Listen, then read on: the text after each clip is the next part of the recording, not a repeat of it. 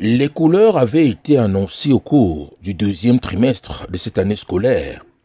Le collectif des enseignants avait déjà émis le vœu auprès du gouvernement de se pencher sur leur situation alarmante au fil du temps. Au moment précis, aucune suite, d'où cette concertation ce jour à Yaoundé pour dénoncer à nouveau le manque d'intérêt à leur endroit.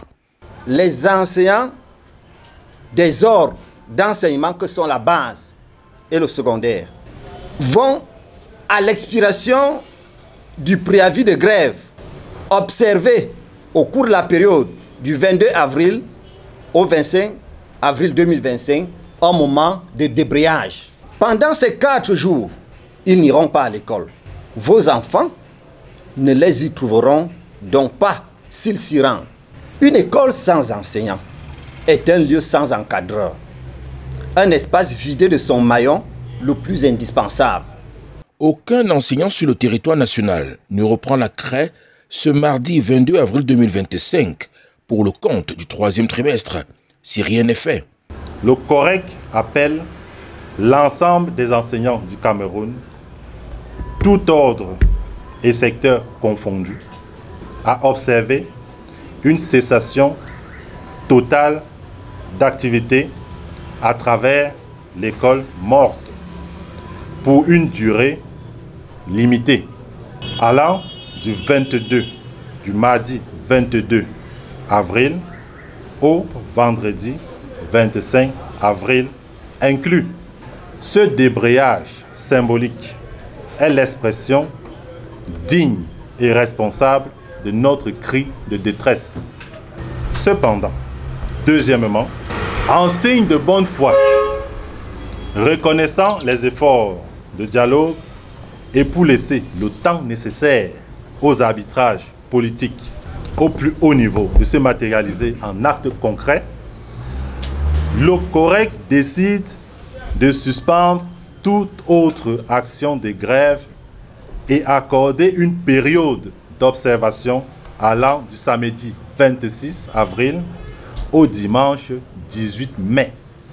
Un mémorandum collectif a été adressé au chef de l'État, réitérant leurs revendications et le cadre moins décent dans lequel ils exercent leur travail.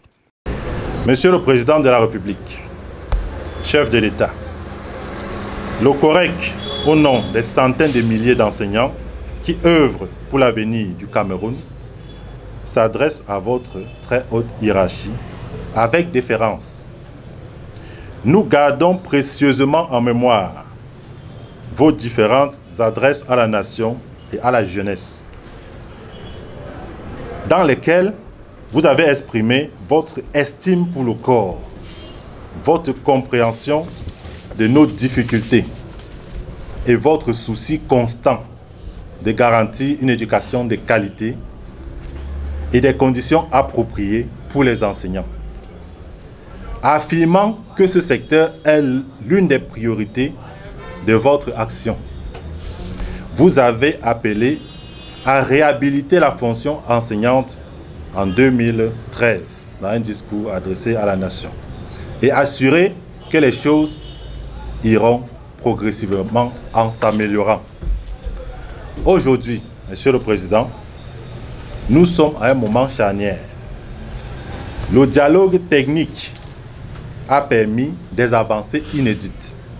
Mais les dossiers fondamentaux qui conditionnent la transformation de notre école et la restauration de la dignité enseignante, le statut spécial dans sa dimension politique et financière et le Forum national de l'éducation, le financement structurel des revendications légitimes, attendent désormais votre arbitrage éclairé. À titre de rappel, la rentrée scolaire pour le compte du 3e trimestre est aux portes et si rien n'est fait, les enfants sont invités à rester à la maison sur tout l'étendue du territoire national.